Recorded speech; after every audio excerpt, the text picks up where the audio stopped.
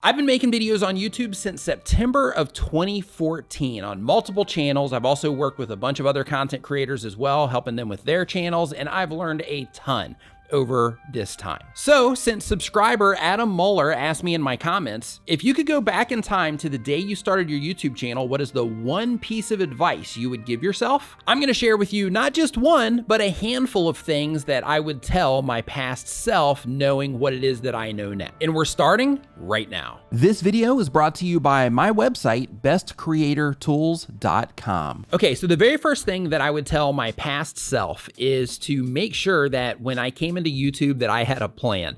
Because when I first started my YouTube channel, I started it with the idea of, hey, I'm just trying to get some email addresses and I'm just gonna make some videos.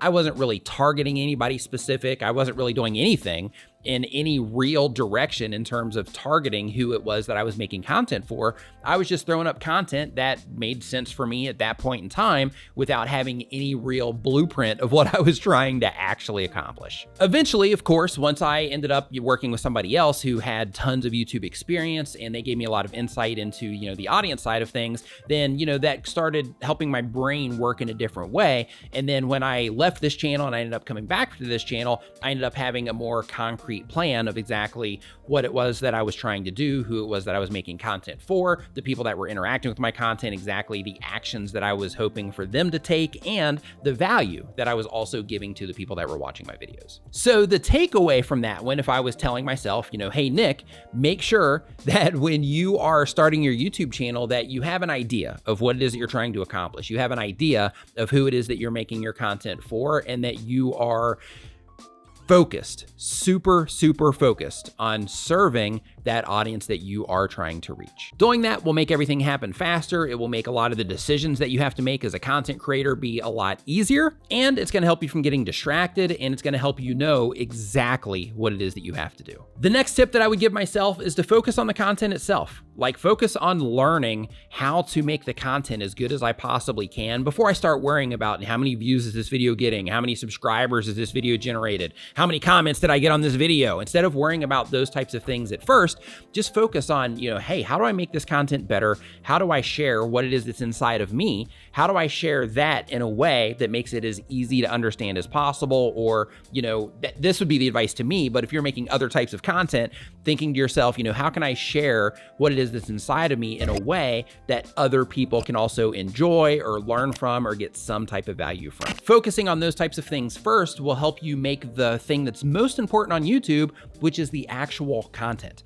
Because if you can't get the content right, then it doesn't matter what else you do. It doesn't matter what tips you apply. It doesn't matter what strategies you take. It doesn't matter what you're doing. If your content isn't right, if people are not responding to what it is that you're doing, you're not gonna get anywhere. So because of that, instead of worrying about the numbers, just focusing hard on, okay, how can I get people watching for a longer period of time? How can I add that value? And all the other things I was talking about before, focusing on that side of things first is definitely something that I would do if I was starting over. Another thing that I would recommend to myself is to start live streaming sooner. And the reason that I would start live streaming sooner is because I did an experimental live stream where I was just learning how to live stream, and I did a tutorial and I had some people come in and it was cool, but then I didn't live stream again for another 7 months or so.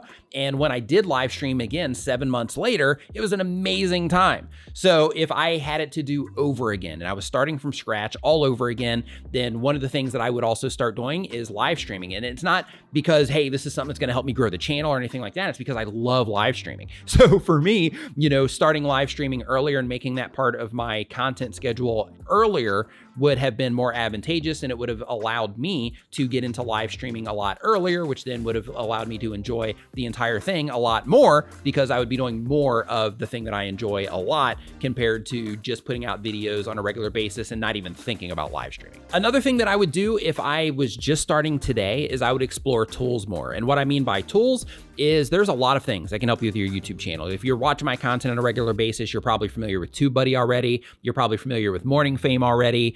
You're probably familiar with Streamyard already. You're probably familiar with Camtasia already and Placeit, and all of these things that you can use to help you either grow your channel or to make better content or to make better thumbnails or whatever the thing is. Like, there's tons of stuff out there for YouTube content creators to use. And if you don't know about these things, then of course you're not going to use them. So because of that, I would be exploring, hey, what are all of the things that I can use to help me with my YouTube channel to make better content for my viewers and to make sure that I'm getting the right insights that I need from the stats that are coming through and to make sure that I'm optimizing everything correctly and testing my thumbnails and all of that. So I would definitely start exploring tools a lot faster. It took me quite some time before I started really digging into the tools that could help me with my YouTube channel. And by the way, I've got links to some tool related things down in the description below. I also have a website that I created called bestcreatortools.com that is a full resource for YouTube content creators. So you can definitely check that out as well if you are looking for tools and things like that for the content that you're putting out. The next thing that I would recommend to myself is to invest faster. And what I mean by that is I used a camera that I mean, it was a great camera and it got the job done for me, but I didn't get the look that I was actually going for, and I didn't know how to get the look that I was going for at that point in time. But then once I invested in a camera, this was like maybe a year down the road. Once I invested into a camera, I was able to dial in the look that I wanted, and dialing in that look that I wanted helped me make better content because I was more confident in how everything looked. So because of that, it was like, hey, this is matching my vision of what I can imagine my content to look like if I thought that I was making good content. So because of that, another thing that I would do is I would invest in the equipment earlier in order to get the look that I want. Now, with that said, if you're watching this thinking like, hey, I don't want to go out and buy a bunch of cameras and stuff right now, that's cool. But for me, just being able to have things look the way that I want. And in some cases, you don't need to spend a lot of money to do that. But for me, having that look was a really important thing. And it made me just a lot more confident with what it was that I was doing. In fact, that took me from, hey, what do you do? Saying that, I do my other stuff, which was design at the time, to when everything looked the way that I wanted, to me being more confident in what it was that I was doing and saying, hey, I do YouTube, right? Check out my videos. Here's a link to my channel. Go check it out. Because I was super proud of what it was that I was doing at that time. And it gave me a ton of confidence with the content that I was putting together. The next thing that I would tell my past self when I was just starting out is to network as much as you possibly can, because being a YouTube content creator is a lonely game if you're not, working with a bunch of people around you and all of that.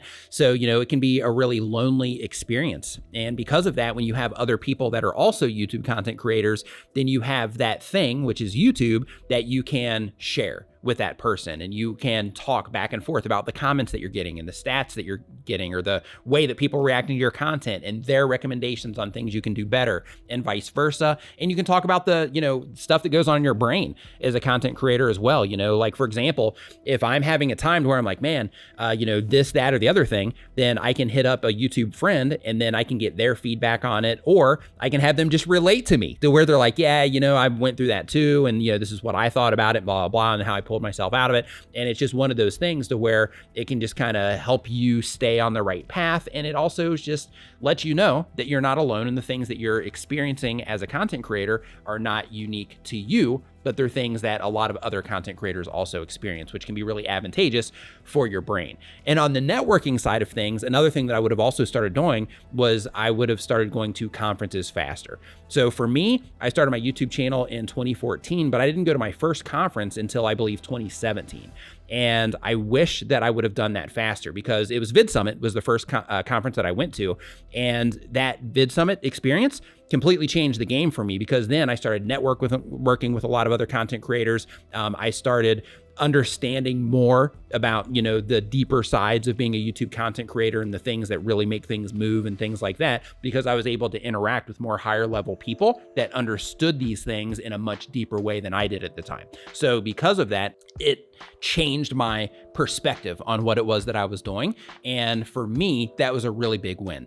So one of the things that I would tell myself of the past would be to make sure that you start networking and going to conferences around YouTube when you get the opportunity to, and start doing that as fast as you possibly can, because it matters. In fact, if you are somebody that is like, hey, I would love to do that, I would love to network with other content creators, would love to go to conferences, but I just don't know where to start, VidSummit 2021 is coming up in September of this year. So I really recommend that you check that out. That was the first one that I went to, and I've been going every year since, and I absolutely love VidSummit, so definitely check that out. I'll put a link to VidSummit down in the description below so that you can get more information on it. Another thing that I would recommend to my past self is to find a day. and make that day your content day, no matter what. So let's say that it was a Monday and you dedicate that Monday saying, hey, every Monday, no matter what, it doesn't matter what's going on in my life, this is my priority. I'm shutting off my phone. I'm shutting off my internet, like everything, unless I need it to make videos, it's not on because I don't want that distraction. I'm just going to have that one day every single week or multiple days, depending on how often you're putting out content. But for me, it would be, hey, have one day that no matter what happens, you're making content on that day. So for me personally, I've been pretty consistent with my YouTube channel, but there's been a lot of times to where I've been like, oh no, it's this day and I got to get a video out tomorrow. And I just forgot because I was thinking about other stuff. And because of that, it ended up making those moments of pressure around creating content. And when you start creating these moments of pressure and frustration and things like that around creating content, it can lead you to burnout or just unnecessary stress, because we're doing this because it's something that we love doing.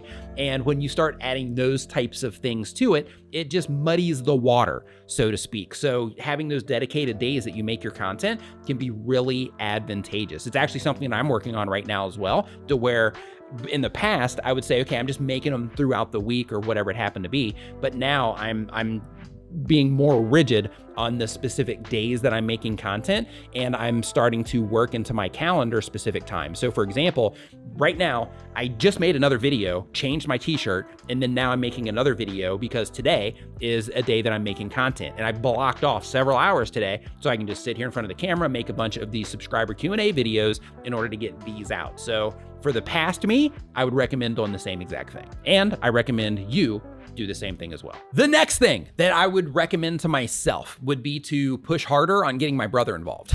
Because for me, having my brother also as a YouTube content creator has been really awesome, because one, that's something that we can talk about, together. But two, it's also something that has just been a cool experience all the way around, because, we've been on stages together now, and his influence has grown online and all that. And it's just been a really cool thing. And because of that, for the first few years that I was doing YouTube, it would have been awesome to have him on board. So if I was talking to my previous self, one of the things that I would definitely say would be to do not stop. Try to get D making YouTube videos as fast as you possibly can so that you guys can go through this thing together, instead of, going through it, for several years first and then him coming onto the platform later, just because that side of things has been awesome. I'll put a link to D's channel down in the description as well. You can check that out also. Now, I can't make a video about advice that I would give my past self without mentioning pacing myself. So I have a tendency to where when I get into something, I get really involved in that thing. And sometimes that can be to my detriment. And that's what happened on YouTube. So I started my channel. I got the opportunity to work on another channel. I went way harder on that channel than I should have. I was actually recommended by somebody that had experience to pace myself. They said to me, Nick, YouTube's a long game. Make sure that you are uploading at a pace that you're going to be able to sustain for a long period of time, because your channel could take off quickly, or it could take some time to actually get the momentum. And I was like, hey, that's great, but this is an opportunity I want to take. So inside of me, I was like, hey, I'm just gonna, I'm going all in. And I was doing YouTube at the time, plus balancing the design business that I was doing. And because of that, it led to a lot of pressure. It led to me, kind of isolating myself socially and things like that, because I just didn't have the time to do the stuff that I would normally do because I was working around the clock. And that was just because I wanted to make sure that I was publishing, a fair amount of content. Plus I was maintaining my customer base for the design stuff as well. And because of that, it led ultimately to burnout. And even though that was a horrible experience mentally, I did come out of the back end, in a great place, so to speak, but going through that kind of sucked. So because of that, just telling myself of the past to make sure that I pace myself and to make sure that I commit to the long game of YouTube versus just trying to, let's just try to get this ball rolling as fast as I can, just committing to the long game of YouTube and saying, okay, even though you're eager and you want to get this content out as fast as you can, because every video that you publish is more data that you can get back, that you can learn from, so you can make better content and all that, saying, I'm just going to commit to doing one video per week for the next however long until I work this comfortably into my lifestyle so that I can then try doing 2 videos a week and then try to build up from there instead of just trying to go all in and take on way more than I could handle at the beginning. Don't get me wrong. I'm super happy that I went through that experience because it led me to where it is that I am now, which I'm extremely happy with. So because of that, I'm not saying that, that was like horrible, but, going in my brain, there was just, stress and isolating myself socially and those things that I talked about before. It just wasn't a pleasant side of being a YouTube content creator that you normally associate with being a YouTube content creator. So because of that, I would take the advice of pacing myself to make sure that I didn't go through that burnout experience. The next thing that I would tell myself as a new YouTube content creator would be to build off-platform assets as soon as possible, because being a YouTube content creator requires some type of income if you want to do all the cool stuff. Like if you want to upgrade your gear, if you want to go to conferences, if you want to just travel to network with other YouTube content creators, that kind of stuff, then you need to pay for certain things. Even if you're using certain tools, you got to pay for those tools. So because of that, having income that's being generated to immediately reinvest into the YouTube channel is extremely advantageous. So because of that, another thing that I would say is to start my website or multiple websites where I can offer things right out of the gate when I'm starting my YouTube channel, instead of waiting until I'm like a year in or 9 months in, whatever it was, instead of waiting that much time before I actually started implementing some of those things. And the reason for that is because due to the nature of YouTube, when you are publishing your videos, when you're first getting started on YouTube, you're not necessarily thinking that this video is going to be on my channel kind of forever. And this video could continue to generate views into the far future. And because of that, every video that you publish that isn't driving people to something or spreading awareness about something or whatever, every video that you publish is a video that is not essentially working for you. So because of that, that's why you want to start implementing those types of things faster, so that you can make sure that every video that you publish is something that's going to ultimately lead to that dream of being a full-time YouTube content creator. If you have a question that you would like me to answer in a video, leave it in the comments down below. And if you are just starting your YouTube channel and you're trying to learn how to get the ball rolling with all this stuff, click into this playlist right here. It's a step-by-step tutorial on how to become a full-time YouTube content creator. And if you haven't yet, make sure you subscribe. Thank you so much for watching. I'll see you next time.